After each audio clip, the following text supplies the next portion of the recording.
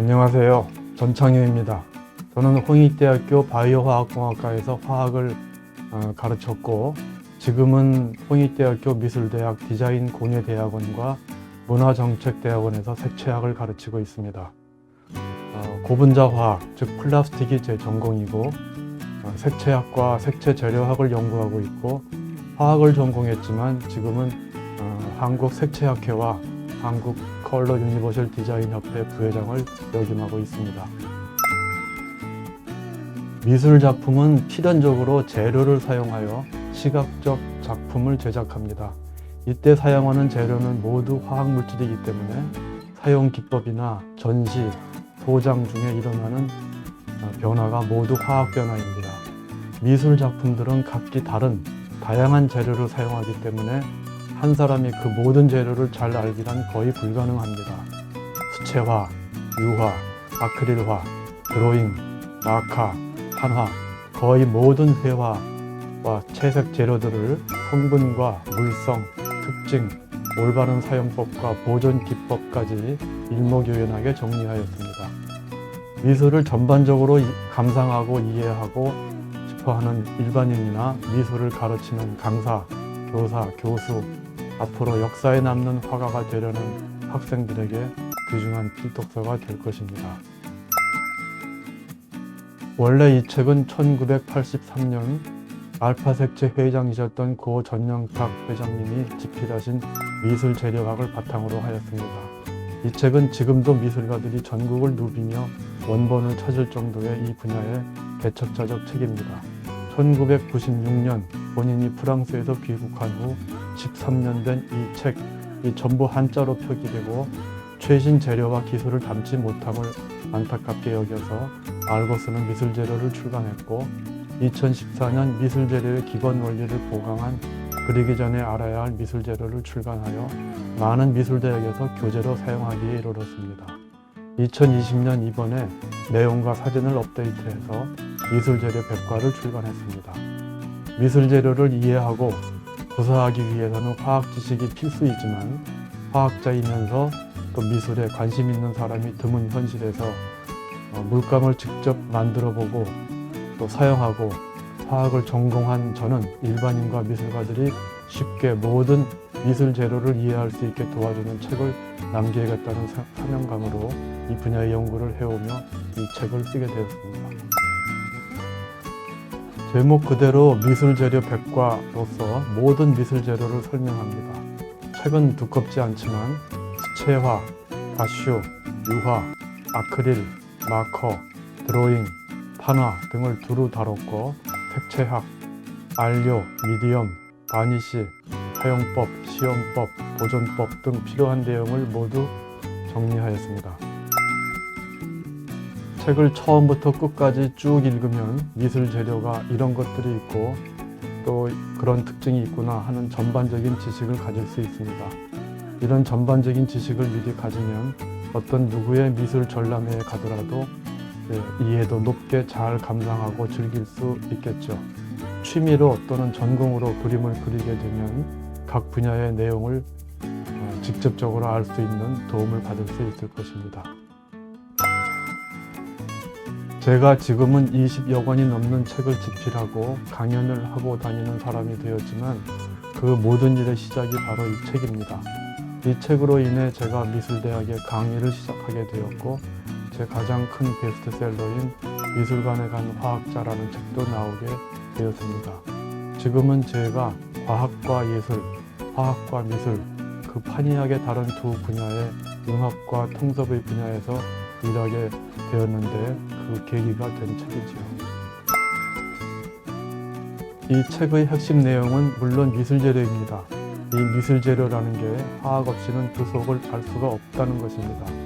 화학은 정말 어려운 학문입니다. 수학, 물리, 생물 모두 눈에 보이는 현상을 연구하는데 화학은 눈에 보이지 않습니다. 책상을 만드는 나무로 의자를 만들면 그건 물리적 변화지요. 그런데 나무를 가성소다로 녹여 종이를 만들고 실로 뽑아 옷감을 만드는 건 화학적 변화입니다. 미술 재료도 이런 과정을 거쳐 만들고 여러 과정이 거쳐져서 화학적 변화를 일으킵니다. 그래서 화학적 원리를 이해하고 미술 재료를 공부하는 것이 중요합니다. 이 책에 있는 그림들 중에는 제가 직접 그린 그림들이 있습니다. 미술 용어나 정의도 원래 일본에서 건너온 용어들이 많았는데 1983년서부터 2020년까지 이 책을 집필하고 교정해 오면서 정리되고 확인된 것들이 많습니다. 현재 인터넷에 떠도는 미술 재료학의 많은 내용들이 이 책의 내용에서 근거한 것들이 있습니다. 프랑스에서 화학 박사 학위를 취득한 현역 화학 교수이면서 미술 재료를 속속들이 알고 경험해 본 이력이 참 드문 일인데, 이런 강의는 어디서도 들을 수 없는 특별한 강의라는 말을 많이 듣습니다. 이제 전 교수가 사라지면 이런 이력의 화학, 미술, 융합 전공자가 다시 나올 수 있을까 걱정스럽다는 이야기들을 합니다. 그러나 앞으로의 세상은 융합과 통합의 시대입니다. 저보다 더 훌륭한 융합 전공자가 나와서 우리나라의 미술 재료학의 위상을 높이고 미술가들에게 실질적 도움을 줄 학자가 나타나리라고 믿습니다. 저는 이런 책을 출간하면서 늘 가지고 있는 소망이 있습니다. 미술대학마다 미술재료학이라는 과목이 필수 과목이 되어 미술 재료에 대해 원천적으로 잘 이해하고 사용 기법을 다양하게 구사하고 장기간 보관, 보장, 전시하면서 생길 수 있는 화학적 변화를 잘 이해하고 대처하는 미술가들과 그리고 미술과학자들이 많이 배출될 수 있도록 미술재료학이라는 학문이 미술대학을 중심으로 정립되고 미술재료학 전공 교수가 미술대학마다 최소 한 명씩은 있게 될 날을 꿈꾸고 있습니다.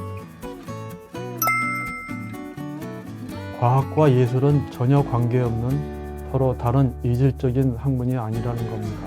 옛날 서양에서 중세 때 아티스트라는 말은 미술가도 뜻하지만 기술자도 뜻했습니다. 과학을 싫어하고 과학을 혐오하는 마음을 가지고 미술 재료를 다루기 어렵습니다. 과학은 가치 중립적이고 객관적이며 필수입니다. 우리가 무언가를 과학적으로 들여다보고 어떤 실험 결과를 얻으면 그것을 실행하는 데 주저하면 안 됩니다. 또 어떤 이상한 현상이 생겼을 때 일반 상식으로 이해되지 않는다면 전문가의 과학적 연구와 실험이 필요함을 인정해야 합니다. 그런 것을 경험과 간섭이라고 넘어가면 발전이 없습니다. 미술 재료들은 매우 다양합니다. 따라서 그 성질도 변화도 다양합니다. 미술 작품을 감상할 때 그 재료가 무엇일까? 어떻게 그렸을까? 혹시 원 작가가 원래 이렇게 그린 것이 아니라 무슨 변화가 생겨서 지금 이런 모습이 된 건 아닐까? 이런 질문을 하면서 감상할 수 있어야 합니다. 미술 작품을 제작할 때 더욱 다양한 최신 재료를 시도하게 되고 더욱 창조적인 작품을 제작할 수 있게 되며 자신의 작품을 더욱 오래 보존할 수 있게 될 것입니다. 미술을 공부하려는 학생들과 또 역사에 남는 작품을 제작하려는 미술가, 그리고 미술을 가르치려는 교사, 교수, 강사분들, 또 미술관이나 박물관에서 근무하는 학예가 또는 전문가들, 그리고 미술 감상을 즐기는 일반인으로서 미술을 사랑하는 모든 사람들에게 도움이 될 것입니다. 과학과 예술의 만남, 화학과 미술의 융합을 위해서 생애를 바칠 생각입니다. 우리 모든 윤택한 생활을 위해 화학은 꼭 필요한 학문입니다. 화학 전도사의 역할을 하고 있고 또 하려고 합니다. 화학은 미술에도, 전자공학에도, 자동차 기술에도, 에너지 기술에도, 의학 발전에도, 또 지구의 청정화에도 없어서는 안 될 꼭 필요한 기술이자 학문입니다. 화학을 일반인들이 친근하게 느끼고 많은 젊은이들이 화학을 전공하도록 역할을 하고 싶습니다. 일반인은 화학에 대하여 막연한 두려움과 혐오감을 가지고 있고 또 화학을 오해하고 있습니다. 최근에 제가 낸 책 화학, 인문과 첨단을 품다라는 책은 화학 백과사전과 같은 책입니다. 모든 제조 기술은 화학을 바탕으로 합니다. 반도체는 전자공학자가 설계하지만 제조는 화학적으로 합니다. 제조 공정 중에 지구를 오염시키지만 전자공학은 욕하지 않고 화학만 욕합니다. 생활을 편리하게 해준 자동차는 제조 중에 또 운행 중에 지구를 오염시킵니다. 그렇지만 차를 없애자고는 하지 않습니다. 화학을 더욱 발전시켜야 합니다. 오염된 지구를 청정하게 되돌릴 기술도 화학만이 가지고 있습니다. 지금까지 미술재료 백과의 저자 전창민이었습니다. 감사합니다.